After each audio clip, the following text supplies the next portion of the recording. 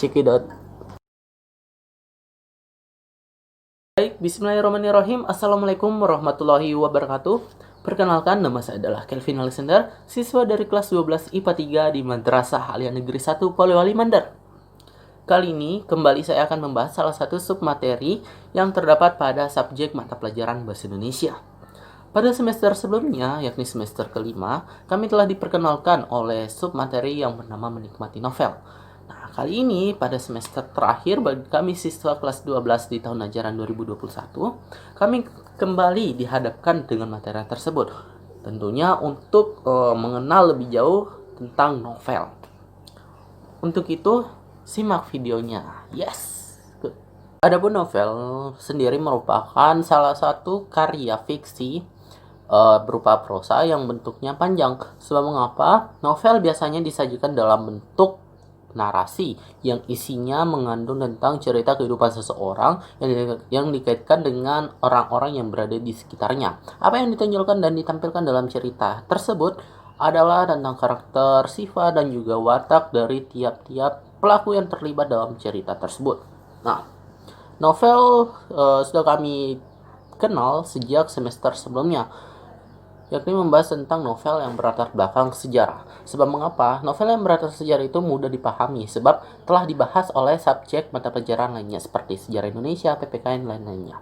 Di semester terakhir bagi kami ini, kami dituntut untuk lebih jauh memahami dan menikmati tentang karya novel ini. Tidak hanya terfokus pada novel yang dilatar belakangi oleh cerita sejarah, namun kami harus memahami dan menikmati novel lebih jauh lagi.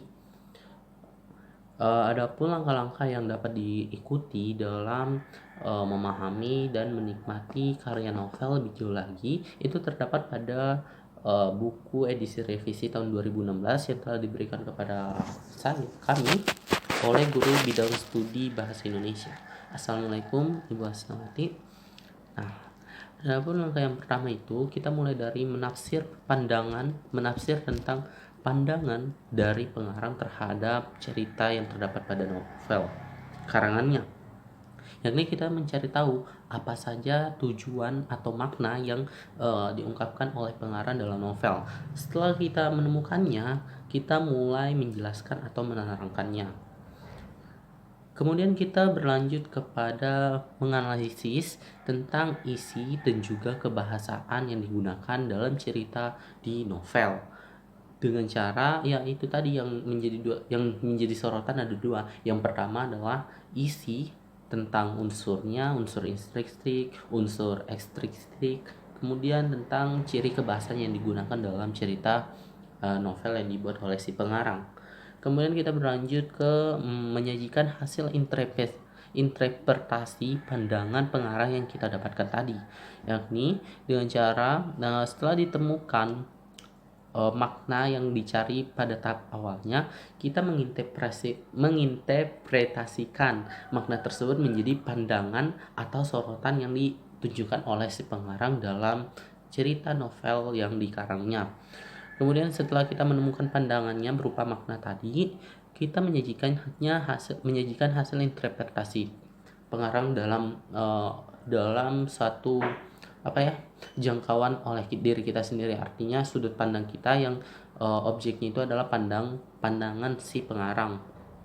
Kemudian tahapan yang terakhir itu merancang novel dengan memperlihatkan isi dan juga ciri kebahasaan yang digunakan oleh si pengarang. Artinya kita membuat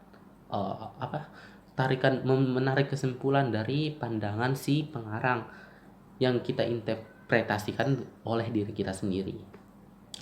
Itulah tadi analisis yang bersifat subjektif dari saya tentang materi novel, menikmati novel yang ada pada bab 4 subjek mata pelajaran bahasa Indonesia ini.